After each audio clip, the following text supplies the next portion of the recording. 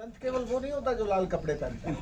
संत का मतलब होता है वैसा दिमाग जिसमें आगे का रास्ता सनातनता की तरफ लेके जाता हो, लंबे काल तक, आगे तक, जिसको दिखता हो। जो बुरा वक्त आने से पहले कहे कि देखो यार ऐसे करोगे तो बुरा वक्त आएगा, इसलिए पहले ही समझ जाओ बुरे दिन आने वाले हैं।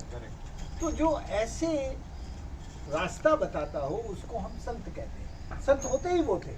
हम लोग बुरे वक्त में संतों के पास जाके अपने अच्छे रास्ते की बात पूछते थे, तो उसको दूर तक का रास्ता दिखता था, वो बताता था कि देखो भाई ये बुरा वक्त आने वाला है, थोड़ा इसको संभाल के ऐसे कर लो।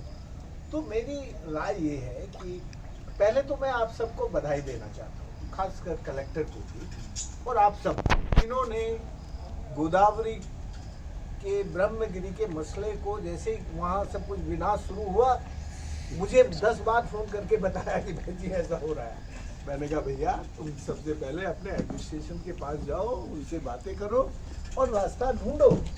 अभी कोर्ट वोर्ट मत जाओ, अभी हाई कोर्ट वगैरह वगैरह कहीं जाने की जरूरत नहीं, ना सुप्रीम कोर्ट जाने की जरूरत। पहले तुम जहाँ हो वहीं से चीज़ों को सुधारने की कोशिश करो। मुझे मालूम हुआ कि कलेक्टर ने एसडीएम को कहा कि वो एफआईआर करे और तुरंत उस पर दंड हुआ 1 करोड़ कितने लाख का, 1 करोड़ 52 लाख का। ये जो मन है कि भाई एक ठीक रास्ता लगाना, जो नुकसान कर रहा है उसको बताना कि भैया तेने नुकसान किया है और ये नुकसान तुझे भुगतना पड़ेगा। तो ये जो भी कुछ राज ने किया, अभी उसको अपने समाज का और अपने ब्रह्मगिरी का सम्मान मान के एक कदम आगे बढ़ो। अब अगला कदम ये होगा, मैं तुम्हें 1 मिनट में अपनी कहानी सुनाता हूँ। मैं तो बेसिकली डॉक्टर था, ना मुझे पानी आता था ना प्रकृति आती थी। तो जब मैं पानी का काम करने लगा तो जहाँ माइनिंग हो रही थी वहाँ हमारे कुओं में पानी आया ही नहीं।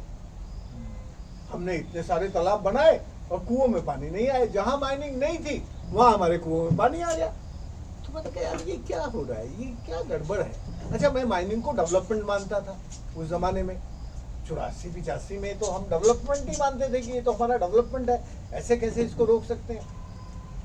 तो जब हमारे कुओं में पानी नहीं आया तो मुझे समझ में आया कि ये हो क्या रहा है। तो मुझे पता चला कि उसमें कन्फाइंड वर्टिकल फ्रैक्चर्स थे। तो जहाँ ऊपर तालाब बना था वो सारे का सारा पानी नीचे माइंस में चला गया, तो कुएं सूख गए, कुएं भी सूख गए, तालाब भी सूख गए। तो मैंने कहा क्या करें। और हमारे यहाँ ये जो माइनिंग है ये पूरी अरावली में थी। आपके यहाँ सह्याद्री जैसे है वैसा ही हमारा एक बहुत पुराना पहाड़ है, उसका नाम है अरावली, और वो 4 राज्यों में है। दिल्ली की जहाँ पार्लियामेंट बनी है ना, वो वहाँ से शुरू होता है और हिम्मतनगर गुजरात तक है। जो पार्लियामेंट है वो दिल्ली के रिज पर है, वो अरावली के रिज पर, और वहाँ तक है। तो पूरा हमारा दिल्ली स्टोन क्रैशर से पॉल्यूशन बहुत बढ़ गया था, पूरी माइनिंग थी और पूरी गुजरात तक, हिम्मतनगर तक। तो मैंने कहा यार इन सबसे इतना बड़े लेवल पे नहीं लड़ सकते, तो कैसे लड़ें।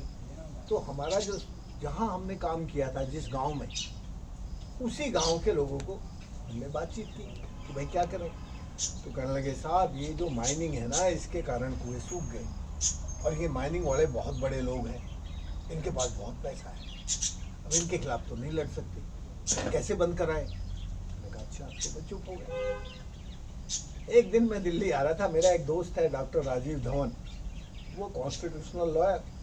मैंने ऐसे ही गांधी पीस फाउंडेशन में था, मैंने उनसे बात की। उन्होंने कहा तुम जरा ये पता करो ये जमीन किसकी है जिसमें माइनिंग हो रही है। तो अब जमीन का पता करें तो पता ही नहीं चले। वो जंगलात वाले कहें, फॉरेस्ट वाले कहें ये हमारी ज़मीन है, और ये रेवेन्यू वाले कहें ये हमारी ज़मीन है। तो मैंने कहा यार ये दोनों की कैसे हो सकती है। तो फिर रिकॉर्ड बहुत देखे, तो फिर कुछ लोग कहने लगे सर ये मिनलैंड है। मिनलैंड समझते हो, जो अभी आइडेंटिफाई नहीं हुई है कि ये फॉरेस्ट की है, ये जंगलात की है, तो उसको मिनलैंड राजस्थान में एक टाइटल दिया है, मिनलैंड, दोनों के बीच वाली। हाँ, दोनों के बीच वाली। तो मैंने कहा यार फिर इसको कैसे करें। तो मैंने राजीव धवन को कहा कि सर ये तो मिनलैंड है। मैंने कहा मिनलैंड कैसे हो सकती है। इसको तो आइडेंटिफाई होना चाहिए। माइनिंग तो मेनलैंड में नहीं हो सकती, माइनिंग या तो रेवेन्यू लैंड में होगी। और चीजें हो सकती है, मेनलैंड में आप मंदिर बना सकते हैं, मेनलैंड में आप कुछ कर सकते हैं, लेकिन माइनिंग नहीं हो सकती। तो उसने कहा तुम जरा मुझे वहाँ के रिकॉर्ड्स निकलवा के दो। तो उस जमाने में यार हमें रिकॉर्ड निकालने आते नहीं थे, तब तो हम अपने तो हमने फिर एक आदमी को कहा कि यार देखो तुम इस गांव के जरा रेवेन्यू रिकॉर्ड्स निकाल के दो। तो रेवेन्यू रिकॉर्ड निकाले गए। फिर मैंने एक फॉरेस्टर को कहा कि तुम अपने फॉरेस्ट रिकॉर्ड निकाल के दो। तो इन दोनों को निकाल के देखा तो वो फॉरेस्ट लैंड थी। बस हमने एक गांव के उस मसले को उठाया। आप ताज्जुब करेंगे कि उस जमाने में एक ग्रेट ऑनेस्ट चीफ जस्टिस थे सुप्रीम कोर्ट के, वेंकट चलैया साहब। मेरी लड़ाई शुरू हुई थी पालपुर गांव से, एक छोटे से गांव से, और वो वेंकट चलैया साहब ने उस पूरी लड़ाई को चारों राज्यों के लिए ऑर्डर कर दिया कि ये जो अरावली माउंटेन है ये ओल्डेस्ट माउंटेन है, oldest mountain of India, oldest mountain of the world is the second number. पूरी दुनिया का दूसरे नंबर का ये ओल्डेस्ट माउंटेन है, ये जो अरावली पर्वत है। आपका सह्याद्री तो उसके सामने बहुत यंग है। तो उसने कहा ये तो इको सेंसिटिव रीजन है, तो इको सेंसिटिव रीजन में माइनिंग नहीं हो सकती। अब उन्होंने ऑर्डर कर दिया, 28,000 माइंस बंद हो गई। 28,000 माइंस बंद हो गई तो माइन और माफिया तो बौखला गया, यार ये तो बड़ा गड़बड़ हो गया। पूरा सब आप समझ सकते हैं, उसको बताने की मुझे वर्णन करने की जरूरत नहीं। बहुत डेंजर है। हाँ, तो मैंने सोचा कि यार ये कहीं इनके मन में ये टेंशन ना आ जाए कि मैं माइंस बंद करवाने के लिए इनसे लड़ रहा हूँ। तो मैंने हिम्मतनगर से, गुजरात में हिम्मतनगर से लेकर दिल्ली की पार्लियामेंट तक पदयात्रा की। 90 दिन 90 डेज लगे। और उस यात्रा में मैंने कहा कि देखो हमें अपने भविष्य को ठीक रखना है तो मिलके काम करना पड़ेगा। माइन ओनर्स को जो मुझे जान से मारना चाहते थे, जरा ध्यान से सुन लीजिए, जो मुझे जान से मारना चाहते थे, जिनका मैं दुश्मन था, मैंने उनकी माइंस में जाके कहा कि देखो यार मैं तुम्हारा दुश्मन नहीं हूँ। हम ये चाहते हैं कि ये जंगल भी बचे, पहाड़ भी बचे, और हमारा जो इको सेंसिटिव रीजन है वो भी बचे। तो उन्होंने कहा वो कैसे बचेगा, वो तो अब कानून हो गया, वो तो आपने नोटिफिकेशन भी करवा दिया। मैंने कहा नोटिफिकेशन हो गया ना, पर अभी डेफिनेशन ऑफ अरावली तो डिसाइड नहीं हुआ। भाई अरावली आप किसे कहेंगे? अरावली फुट हिल को कहेंगे कि अरावली आप हिल को कहेंगे कि अरावली आप उसकी लोअर लैंड को कहेंगे? उसकी डेफिनेशन डिसाइड हो जाएगी, तुम्हारा काम भी चल जाएगा और मेरा अरावली भी बच जाएगा। तो उन्होंने कहा ये आपने कोई नई चीज बता दी, ये तो करना हमारे लिए संभव नहीं है, तो आप ही बताइए रास्ता कैसे करें। मैंने कहा ऐसा करते हैं कि हम मिनिस्ट्री ऑफ एनवायरनमेंट को, भारत सरकार को कहते हैं कि देखो भाई इसमें हमें अरावली पर्वत चाहिए, अरावली का हम रेस्पेक्ट करते हैं, अरावली में हम माइनिंग नहीं करेंगे। आप हमें इंश्योर करोगे आप अरावली में माइनिंग नहीं करेंगे। आपने यदि हमें इंश्योर कर दिया कि आप अरावली में माइनिंग नहीं करेंगे तो मैं आपकी जो माइंस है आपको जो चलने की लायक है वो चलवा दूंगा, और तुम्हारा खर्चा भी कम होगा। अभी तो तुम्हें माइनिंग में उसमें नीचे जाना पड़ता है, अंदर से निकालना पड़ता है, फिर मैं ओपन कास्ट माइनिंग की लाइसेंस मिल जाएगी तुम्हें, क्योंकि वो फिर जो ऊंचे वाला पहाड़ था वो नहीं कटेगा, वो फुट हिल नहीं कटेगा, जो उसके नीचे की लैंड है, लोअर लैंड है, वहां तो माइनिंग करो माइनिंग एरिया में। क्योंकि जो अरावली इकोलॉजिकल डिफाइंड था वो तो उसके नीचे की लोअर लैंड भी अरावली में डिफाइंड थी, तो वहां की भी माइंस बंद हो गई थी, वो तो सब सभी बंद हो गए। तो फिर हमने कहा ये नहीं है, ये हमारी लैंड है, इस लैंड में माइनिंग हो सकती है और इसमें इकोलॉजिकल डिजास्टर नहीं है। तो जो इकोलॉजिकल डिजास्टर फ्री जगह थी वो हमने ओपन कर दी, और जो हमारी अरावली थी, माउंटेन्स थे, जिनको बिल्कुल ऐसे पहाड़ी की पहाड़ी गायब हो गई थी भाई, पूरे पहाड़ के पहाड़ गायब और उनके फुट हिल गायब, वो सब प्रोटेक्ट हो गए। अभी कोई झगड़ा नहीं है। हमारी इको जो अरावली माउंटेन है उसकी डेफिनेशन डिसाइड हो गई, उसकी जो बाउंड्रीज हैं वो डिसाइड हो गई और अरावली को 7 मई 1992 को हमने बाकायदा पूरे राज्यों का नोटिफिकेशन करा दिया, कानून बनवा दिया कि भाई ये इको सेंसिटिव है, इसमें ये माइनिंग नहीं होगी। अच्छा, वो उस वक्त उतनी समझ नहीं थी जितनी हमें आज है, जो हम आज आपसे कह रहे थे सुबह के वक्त कि देखिए ये इको सेंसिटिव तो ठीक है, ये तो आप इकोलॉजिकल सेंसिटिव डिक्लेयर कर देंगे, बट नासिक जो है वो स्पिरिचुअल और कल्चरल प्लेस है, वो हमारा स्पिरिचुअल कल्चरल हेरिटेज है। तो आप उसमें एक शब्द ये और डाल देंगे तो इन सब लोगों को भी एक रास्ता बीच का निकल जाएगा और फिर कहीं कोई लड़ाई इसमें बचेगी नहीं। हमें तो भाई आपने सह्याद्री को बचाना है और ब्रह्मगिरी को बचाना है और अपनी नदी के उद्गम को बचाना है, यही बचाना है ना। यस, इसी में हमारा फ्यूचर है। यस। तो बाकी तो जो जगह है वो तो तुम्हें, यदि मुझे झोपड़ी नहीं चाहिए तो मैं कह सकता हूँ हम कहीं भी माइनिंग नहीं करने देंगे, पर मुझे झोपड़ी तो चाहिए ना यार। अब झोपड़ी चाहिए तो फिर आपको ये चबूतरे के लिए पत्थर भी चाहिए, यस, ये लकड़ी भी चाहिए। तो आपको कुछ जगह तो ऐसी बनानी पड़ेगी ना जो आपके लिए खतरनाक नहीं है, जो आपके भविष्य के लिए खतरा नहीं है, उन जगह को ठीक से कर लो। तो मैं कलेक्टर साहब से आपकी तरफ से एक अर्ज करना चाहता हूँ कि ये जो तीनों तरह की श्रेणी उन्होंने बताई है, इसको बहुत साइंटिफिकली आप जरा इन लोगों का ख्याल रख के उसको डिफाइन करना, वो सबसे क्रूशियल मामला है। वही लोग करेंगे बस। जी, वही लोग करेंगे। मैं तो थर्ड पर्सन करके रखूंगा, मेरा जो टास्क फोर्स है ना वही करेगा तय। उसमें एनवायरनमेंट के भी लोग हैं, बिल्डर के भी लोग हैं, क्रशर के भी लोग हैं। तो तीनों जो 3 स्टेक होल्डर है ना जिसे बोलेंगे, जैसे मैं तय करूंगा ये इसमें से 3 में से 2 नाराज हो सकते हैं। मैं अगर बोलूंगा कि भाई क्रशर वाले उधर जाओ, वो बोलेगा साहब वहाँ क्रशर जा ही नहीं सकता है मेरा। या मैं बोलूंगा कि यहाँ पे करो, कोई पर्यावरण वाला बोलेगा कि नहीं साहब ये आपने गलत जगह चुनी। तो आपकी ही कमेटी है वो टास्क फोर्स, उसमें 30 लोग हो गए हैं अभी। वो 30 लोग भले दूसरों से भी चर्चा विनिमय करके 3 कैटेगरीज हम कर देंगे तो एक दूसरे के उलझन ही नहीं हो जाएगी। एक पर्यावरण सेंसिटिव एरिया जैसे इको सेंसिटिव एरिया भाई जी ने बोला वो कर देंगे, जो ब्रह्मगिरी वगैरह टाइप है, जिससे रिलीजियस वैल्यू भी है, जिससे स्पिरिचुअल वैल्यू भी है। लेकिन कोई पहाड़ ऐसे वो सह्याद्री का पार्ट है लेकिन उसको कोई वैल्यू नहीं। और अगर हम हर जगह भाई जी अगर वैल्यू ढूंढेंगे तो फिर हर जगह बंद करना पड़ेगा। किसी भी पत्थर का निकालेंगे तो कोई बोलेगा वहाँ कोई दूसरा कारण है, वहाँ कोई तीसरा कारण है, फिर कहाँ करेंगे, फिर काम कैसे होगा फिर। तो हमें भी थोड़ा लिबरल रहना पड़ेगा सब जगह। कुछ एरिया हम 100% प्रोटेक्ट करेंगे, कुछ एरिया सब्जेक्ट टू कंडीशन रहेगा और कुछ एरिया पे हमें उनको काम करना देना पड़ेगा।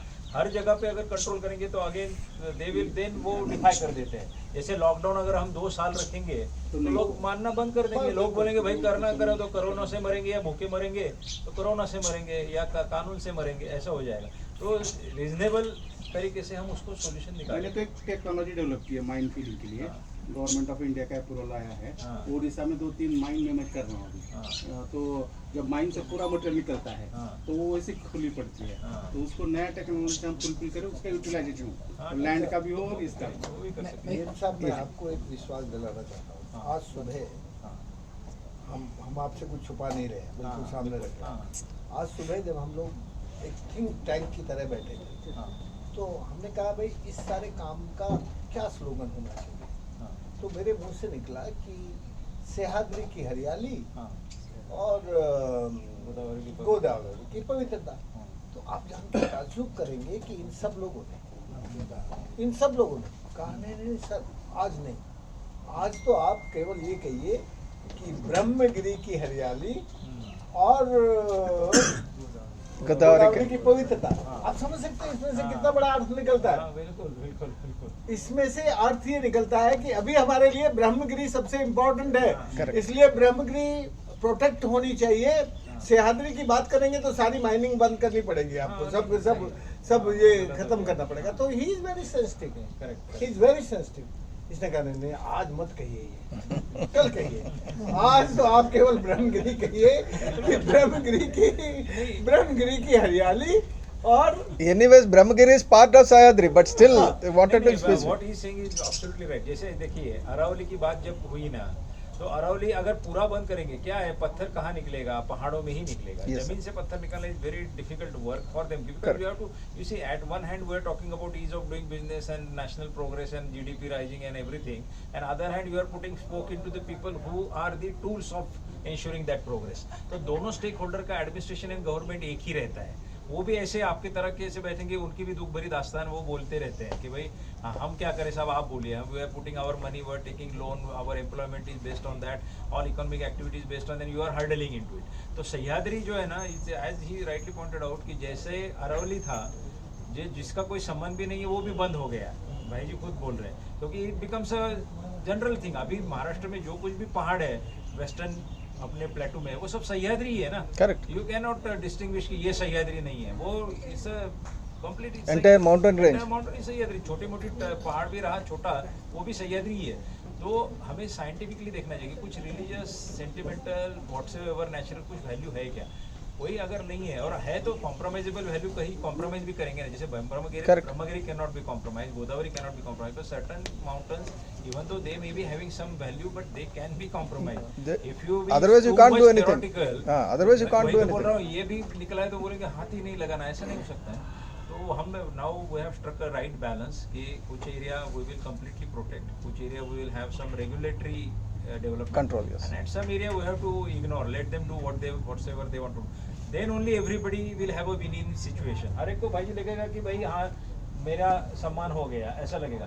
एक को लगेगा कि I am the loser and the other party has really scored over me, तो फिर वो दूसरे रास्ते निकला वो और दूसरा रास्ते से जाके फिर खत्म करेगा ना, ये काम नहीं होने देगा। हाँ, सर अगर- याच्यातला हाँ, एक मुद्दा असा आहे हाँ, की आपण आत्ता बोलतो ते एकदम राईट ट्रॅक आहे की आपल्याला प्रगती पण करायची आहे आणि आपलं पावित्र्य पण जपायचं आहे किंवा आपलं पर्यावरण पण जपायचं आहे।